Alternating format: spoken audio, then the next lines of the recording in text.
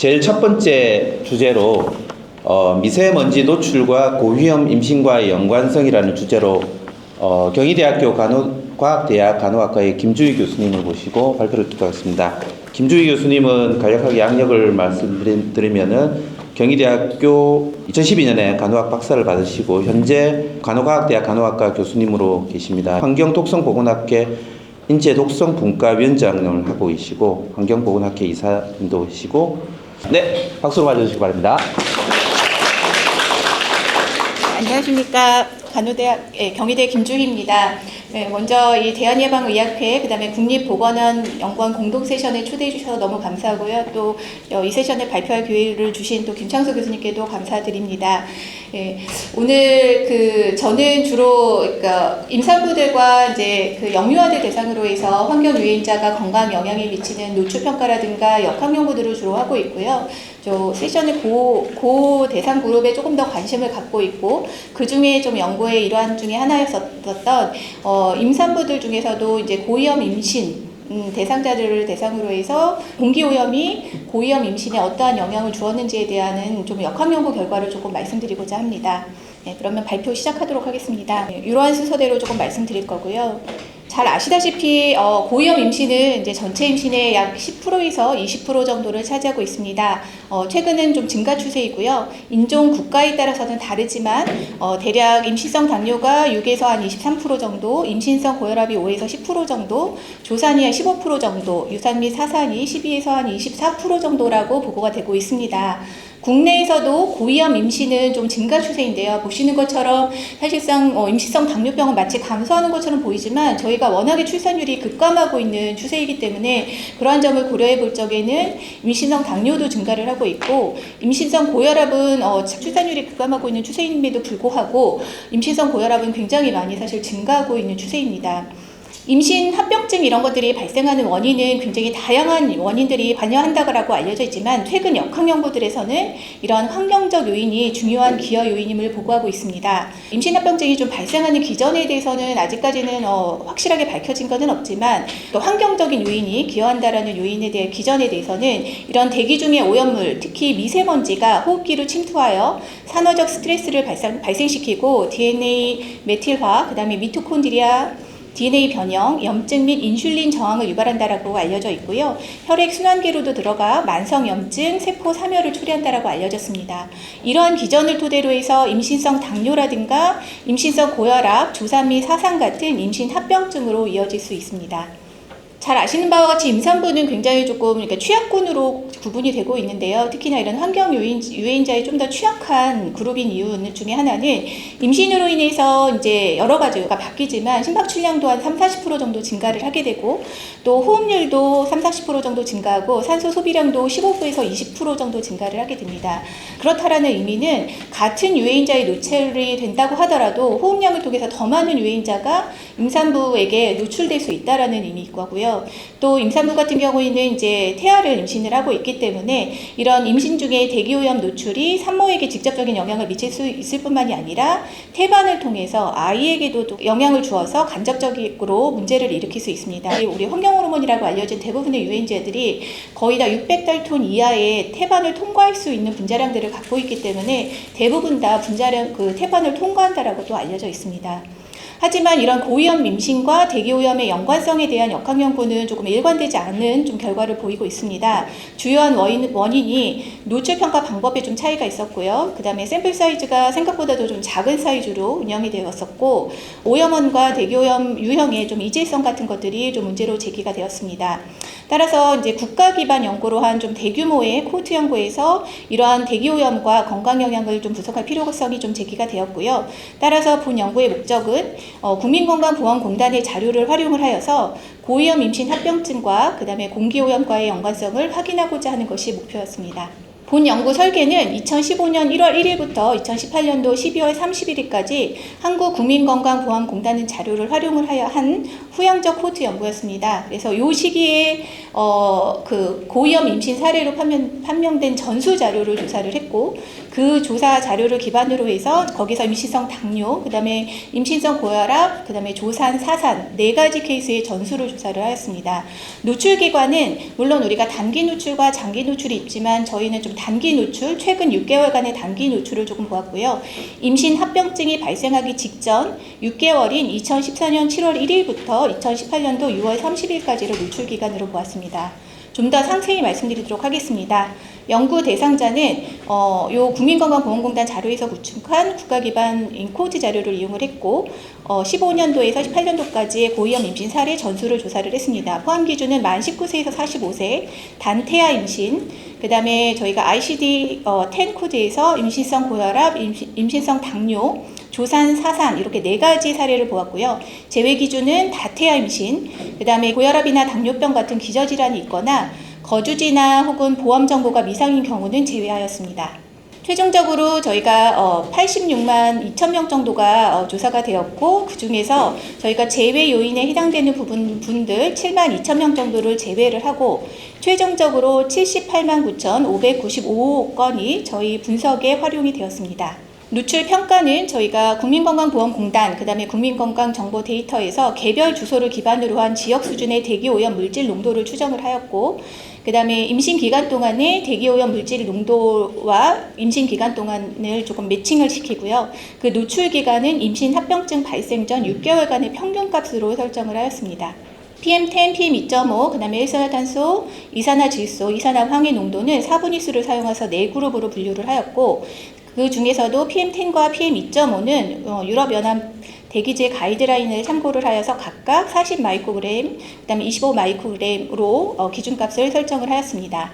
결과는요, 임신성 고혈압, 당뇨, 조산, 사산을 보았고, 임신성 고혈압에 포함된 것들은 임신성 고혈압, 자간전증, 자간증, 임신 중 불특정 고혈압이 포함이 되었고, 임신성 당뇨는 임신성 당뇨와 임신 중 불특정 당뇨, 그다음에 조산은 조기 진통 및 분만, 양막 파열 후 24시간 이내 이후에 나타난 진통, 불특정 양막의 조기 파열이 포함되었고, 사산은 이제 사산 사례가 포함이 되었습니다. 이제 저희가 분석을 하면서 한 해에 2번 분만하신 분들이 간혹 있을 수 있습니다. 예, 합병증이 또 발생할 수 있음을 고려해서 동일한 임신에서 7개월 이상의 시간 차이가 있는 고위험 임신은 다른 임신으로 간주했습니다.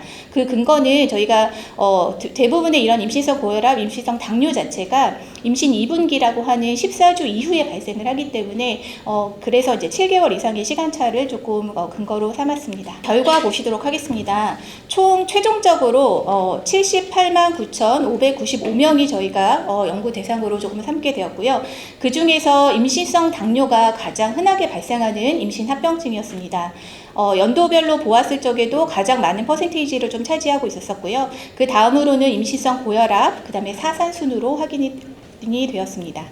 저희가 이제 동일 임신 내에서 이제 고위험 임신 수도 조금 파악을 했는데요. 이제 임신 합병증이 보통 하나만 안 발생하면 제일 좋지만 하나 정도 발생하는 게 이제 71.7%로 가장 많이 발생을 하였고, 그 중에서는 임신성 당뇨가 거의 56.3%로 가장 많이 차지를 했고요. 그 다음이 이제 조산 사례였습니다.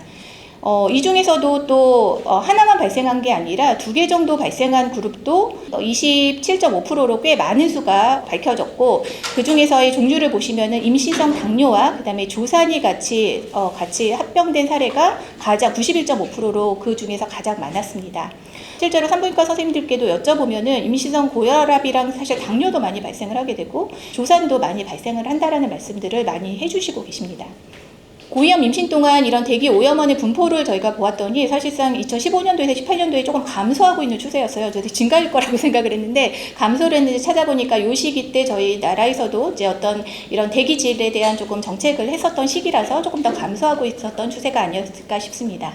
대기오염 물질 농도와 이제 고위험 임신 발생 수, 하나 발생했냐, 2개 발생했냐, 3개 발생했냐를 조금 보았을 적에 보시다시피 PM10과 PM2.5의 고농도로 노출된 경우에 동일 임신 내에서 임신 합병증의 개수가 조금 증가하고 있는 것들을 보실 수가 있습니다. 대기오염 물질 농도와 임신 합병증과의 어떤 발생과의 좀 상관성을 보았더니 가장 크게 조금 상관성이 높게 나온 것이 이산화질소와 그다음에 일산화탄소가 가장 0.51로 상관성이 가장 높게 나왔고 예상했던 대로 PM2.5와 PM10도 꽤 높은 상관성이 있는 물질로 알려져 있습니다.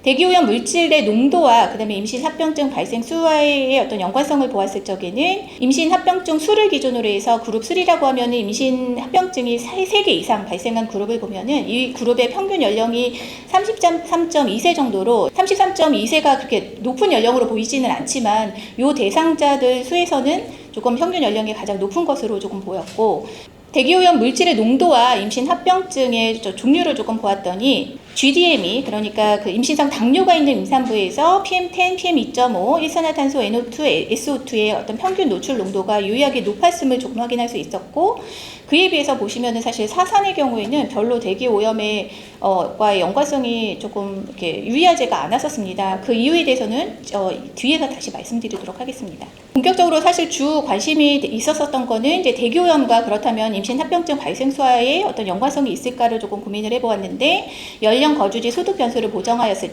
적에 PM10의 농도가 증가할수록 임신 합병증이 2개 이상 발생할 오지오 레이쇼가 약 1.16배 증가하였고 PM2.5 같은 경우에는 1.17배가 증가하였고 그 다음에 일산화탄소, NO2, SO2의 농도가 증가할수록 임신 합병증이 2개 이상 발생할 가능성이 1.22배, 1.27배, 1.22배 증가하는 것을 확인할 수가 있었습니다.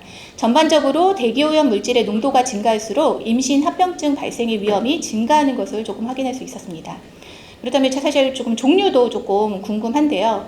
대기오염과 임신 합병증 어떤 그 종류와의 어떤 발생과의 연관성을 봤을 적에 전반적으로 보시면은 여기 왼쪽이 지금 공기 오염원이고 위쪽이 지금 임신 합병증인데 GDM 같은 경우에는 여기 이산화질소를 제외하고는 모든 그 공기 오염 물질이 조금 유의한 영향을 조금 미치고 있는 것을 보실 수 있고 그 다음에 임신성 고혈압 같은 경우에는 지금 PM2.5랑 그 다음에 이산화질소가 조금 관련성이 있고 지금 조산 같은 경우에는 일산화탄소, 이산화질소, 그 다음에 이산화황 이런 것들이 좀 연관성이 있는데 그에 반해서 사실 사산은 모든 5개의 공기 오염 물질과 유의한 관련성이 없는 것으로 결과적으로 나왔습니다.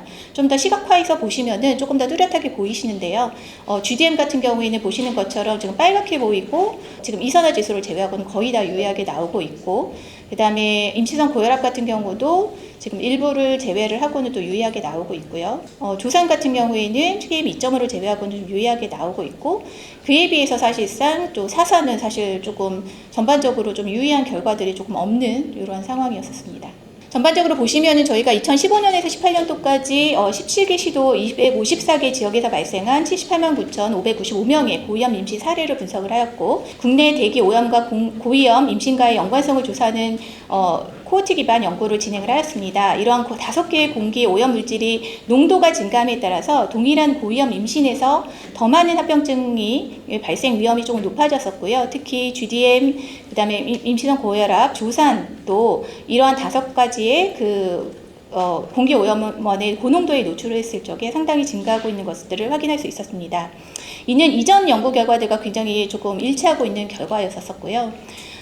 이전 연구 결과에서 사실상 대기오염 물질과 사산 사이에 조금 연관성이 조금 있었다라는 연구 결과들이 있었는데 본 연구 결과에서는 유의하지 않았습니다. 잘 아시는 바와 같이 사산은 사실상 어떤 외인적인 요인보다는 주로 내적인 요인, 탯줄 압박이라든가 태반 유착, 그 다음에 선천성 기형, 염색체 이상 이런 것들이 오히려 원인이 되어서 발생하는 경우가 대부분이기 때문에 사실 환경적인 요인보다는 이런 내적인 요인이 조금 더 많이 관여를 하기 때문에 좀 유의하지 않게 나온 것으로 조금 보았고요.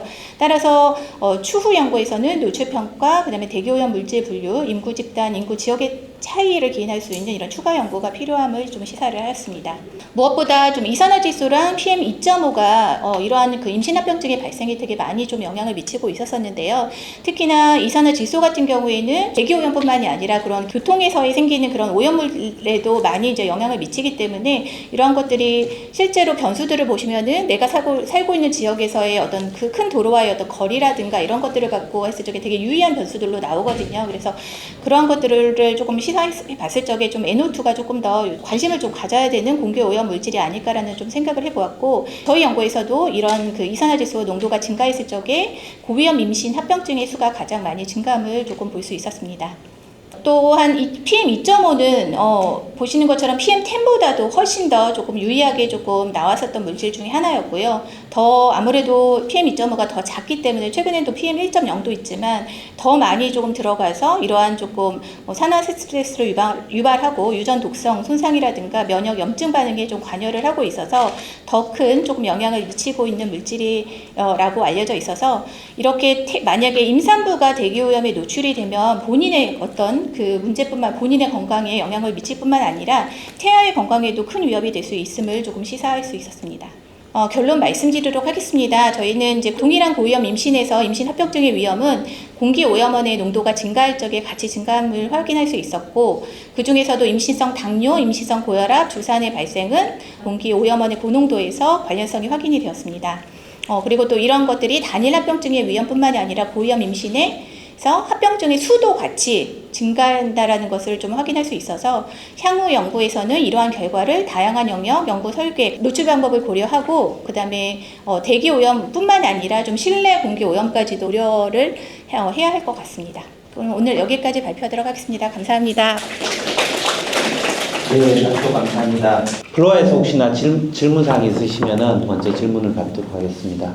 두 가지 질문이 있는데요. 먼저 그 노출 평가에 있어서 이제 임신성 고혈압이나 당뇨의 발생 시점, 진단 시점까지 노출 농도를 계산하신 건지, 아니면 출생 시점에 그 농도를 계산했는지 좀 여쭤보시고요. 두 번째는 만약에 출생 시점이라면은 결국은 이제 기온에 대한 노출도 분명히 있을 텐데, 만약에 노출 농도가 가장 높다고 하면은 대부분 9월 임신, 6월 출산 사례가 대부분 PM 농도가 높거든요. 결국 겨울 동안에 이렇게 태어난 애들이 그러면은 막 방금 그런 결과가 같이 나올 수도 있어. 혹시 이제 그런 노출에 대한 평균 기온 같은 것들 혹시 어저스트 베리어블로 고려되지 않았는지. 네, 감사하고요. 아마 노출평가 해보신 분들은 알겠지만 되게 어려운 부분인 것 같습니다. 노출평가가.